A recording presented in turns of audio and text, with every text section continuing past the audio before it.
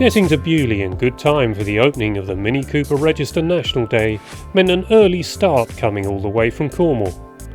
Upon arrival there was already a huge turnout, and it looked like the 2018 event was going to be another very successful day. Our own Mini is a last of the line Mini Cooper Sport 500, and we headed for the dedicated stand for these cars, which is run by Andrew Minot and features a variety of the Minis from the last few years of production. This time he brought his Mini Knightsbridge along, a car I'd not previously seen before. This is a Mini Knightsbridge, so it's one of the final edition range that was launched by Rover in March 2000. The Knightsbridge is unusual because it was never sold in Britain. This particular one is Japanese spec, so it was destined for Japan but never got there. It's lived in Devon most of its life since Rover got rid of it, and I was lucky enough to buy it a couple of years back, so it's a bit of a work in progress. But it has air conditioning as per Japanese. It's actually got automatic transmission as well. Where does the air conditioning fit under there? Under the engine bay you've got the radiator part of it on the left hand side, and unlike the MPIs, although it's an MPI engine block, it's SPI injection, so they put the radiator back on the side again, like an earlier SPI injection, but it's got a coil pack like an MPI alternator. So it's a complete hybrid, these last ones, for the Japanese market.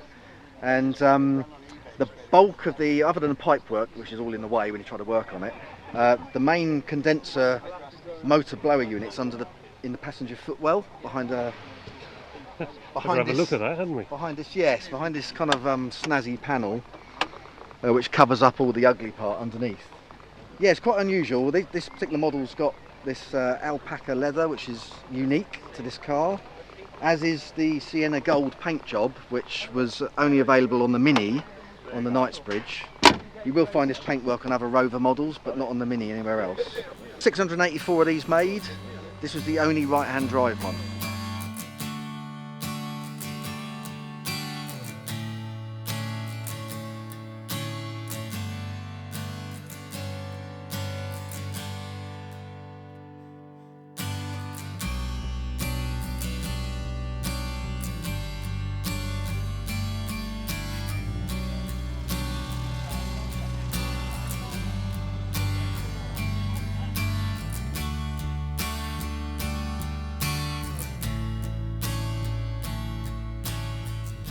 I've been a fan of Minis since 1959 from the motor show, where I went with my two uncles.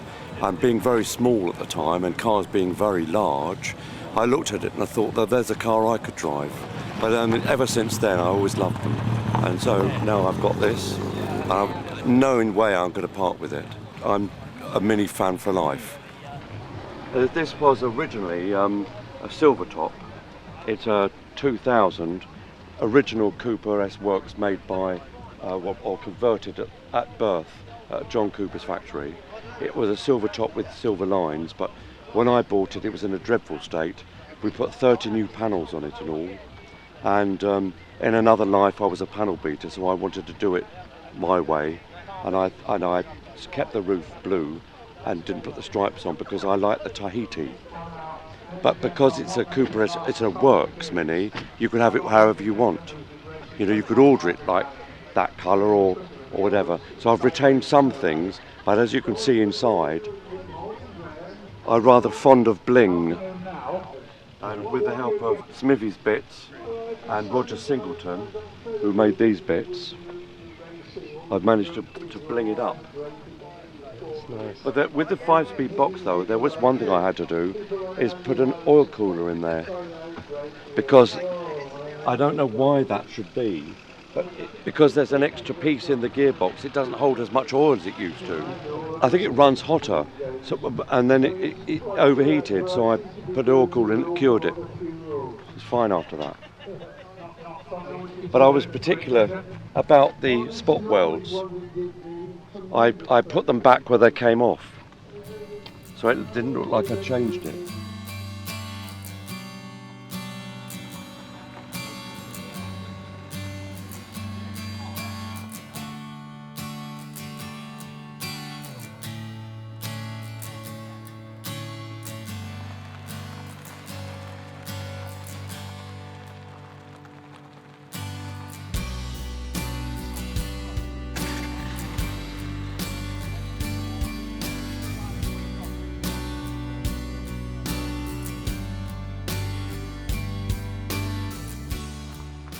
It's a 2006 Mini Cooper convertible.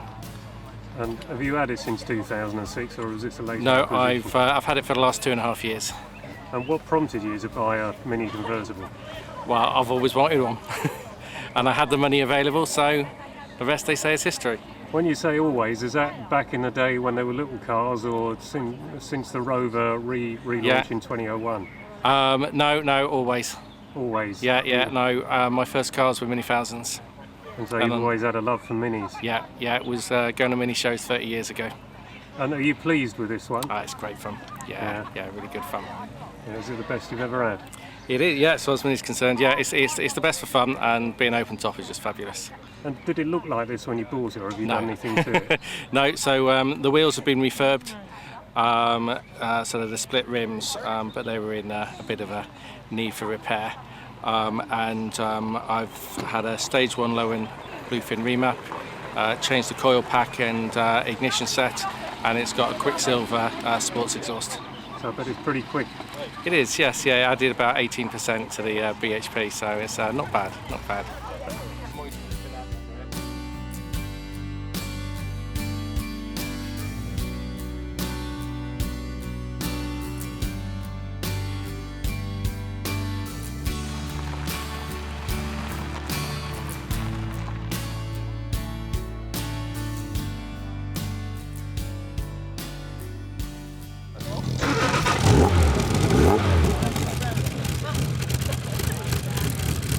In a 20 Mini.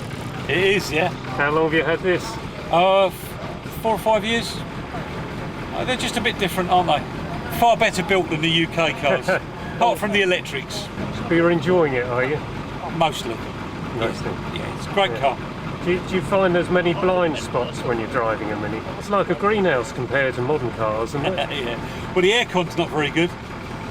But it has got it, has it? No.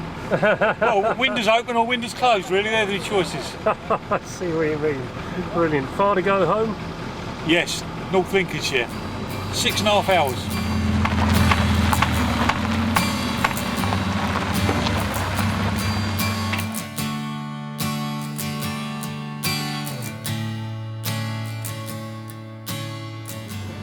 What is this?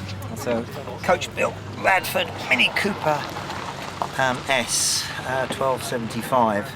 This one is 1965, I believe, without looking up, because it isn't my car. I'm going to say that on camera. But it has got one unusual feature about it. If you notice the registration, AA1000. In the 60s, there was quite a lot of adventure programs, and this car was actually featured in a TV series called Adam Adamant with Gerald Harper and Juliet Harmon, if I'm... Only 17 episodes survived. Is that right? Is that right? Yeah, so you can actually see this very car sort of draw up outside 10 Downing Street and other places in London when there was no traffic in those days. So it's it's quite unusual from that point of view. But I've had the pleasure for yet another year to be brought down to Beaulieu in it.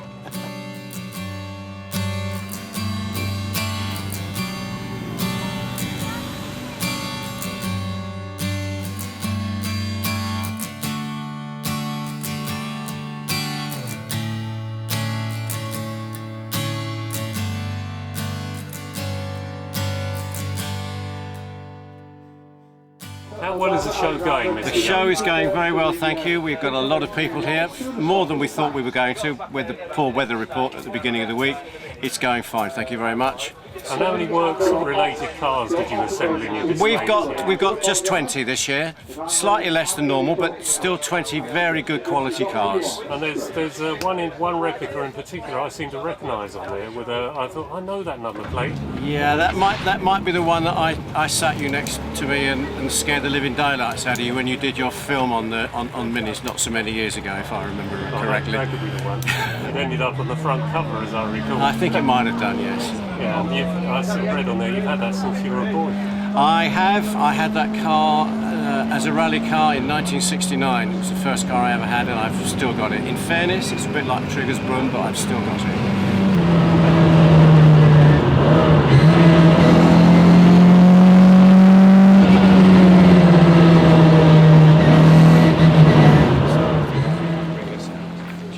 Seen here with Robert is Ron Crellin, who drove with Paddy Hopkirk from early in 1966, taking over the co-driver's seat from Henry Liddon, and was with Paddy throughout 1967, when the pair of them seemed to win just about everything.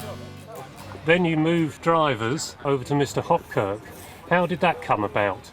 Yes, he had Henry Liddon, of course, which he won the Monte with Henry Liddon, and I just think the relationship was getting just a little bit and not so good, and Stuart Turner sort of joined us up, and that was fantastic.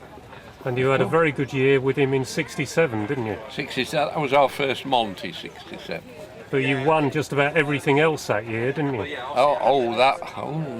got the records of the Acropolis and the Alpine. And the Austrian Alpine? And the Austrian, yeah. Oh, you're you're a historian. So what was it like that year? I mean, that must have been fantastic, mustn't it? Absolute bliss it was, of course. Yeah. It's the one big year. Of course, we've got a book now, and somebody wrote a book on 1967, all the events. But, those were the records, better than ever. And you teamed up with him again in 1990, didn't you? 94. 94. We did the Monte Carlo. 30th anniversary. 30 years since Paddy won it. That was a very good event. We didn't quite finish. It was the final mountain circuit, but we were classed as finishers. But we didn't get to the finish of the rally. But the coverage we had on that event, I mean, the television programmes, they gave us a hell of a coverage. So it must have made you realise it was all something special. Yes, it was. I never thought I would do a Monte Carlo rally at that stage in mine. I was, what was that, 94? I was 64 then. So, yeah. But it's brilliant memories, I would imagine. Oh, isn't it? Yeah. Never to be missed.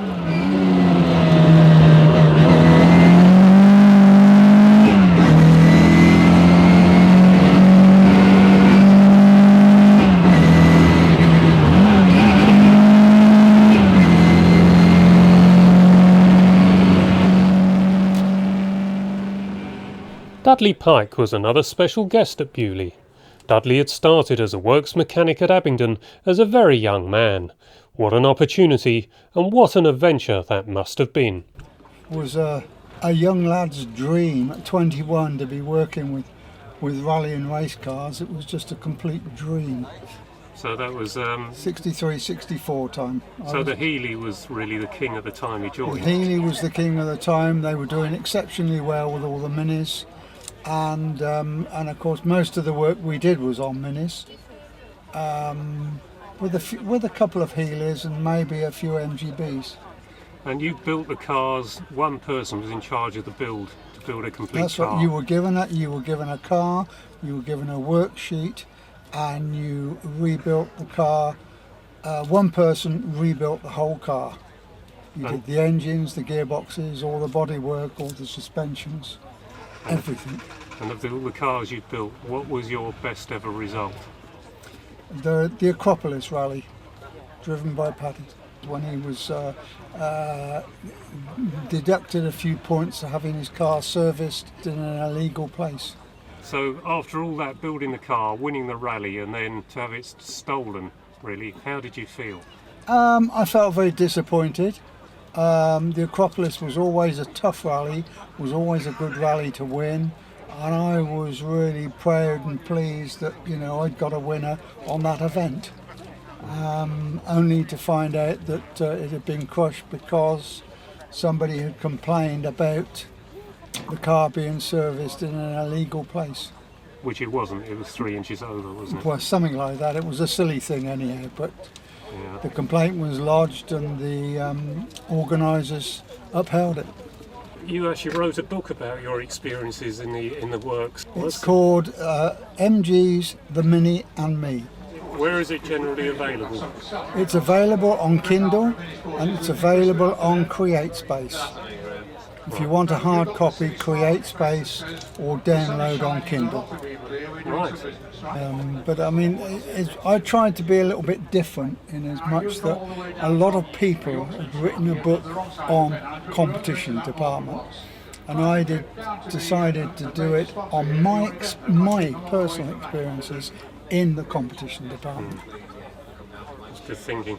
Yeah. Now, is it true to say that we're in this this ex-works car here? Did they all stink of petrol and all like this? A lot of them did, yes. A lot of them were very fumy because a lot of the gear had been removed. All the underfelts and things had been removed for weight purposes. And yes, they did tend to hold the smell a bit. It's lovely, isn't it? Yeah.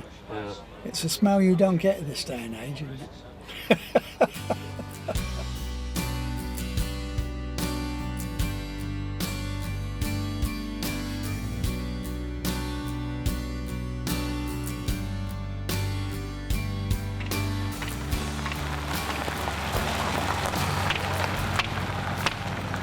Today has gone very well. The weather has been on our side. The cars have turned up. The prize giving's just gone very well, so I'm very happy. And what were the main themes of today? Because we've got some special bodied. Yeah, the collection of cars behind me and to my right, which we called Plastic Fantastic with a bit of tongue-in-cheek, are generally mini-based, or in fact one is actually a mini, but rather shortened. They are maybe not to everyone's taste, but they're just a little bit different, and as a result they attract a lot of attention. It gives something different from the mainstream. The coach built to my left are the main theme, and there's been approximately 25 or 30 of those, varying from Radfords and wooden pickets through to an Euler Contessa. We've had some lovely cars. Those are our two main themes for this year. Each year it's different. We try and have something slightly off the wall as well as something a bit more mainstream. What was this car, Tony? This is Mini Ha Ha. Mini Ha Ha was built by Andy Saunders in the 1980s. I remember it very well when I was a little bit younger. It is severely shortened. At the time, I think it was the shortest Mini ever constructed, shall we say. It's got a 1300 GT engine in it. And Beaulieu are doing an exhibition of Andy Saunders' other creations as well. He produced a variety of cars, from a three-wheeled speedboat to a Volvo Amazon with an embroidered rear seat, which is quite fantastic. But this one obviously fits our theme. Corgi made a model of it, and it is, certainly in my age group, very well known. It's been off the road for quite a while and it's had to be fully restored, but here it is. It must be very rewarding at the end of the day like this. It is, when you get everything right and you can relax afterwards and you can look back on it and say, yeah, that was a good one. If it rains, then it's not quite so clever. But today I think has been one of the good ones. Yeah. We've had some fantastic coach-built cars. I've had some fantastic plastic. What's not to like?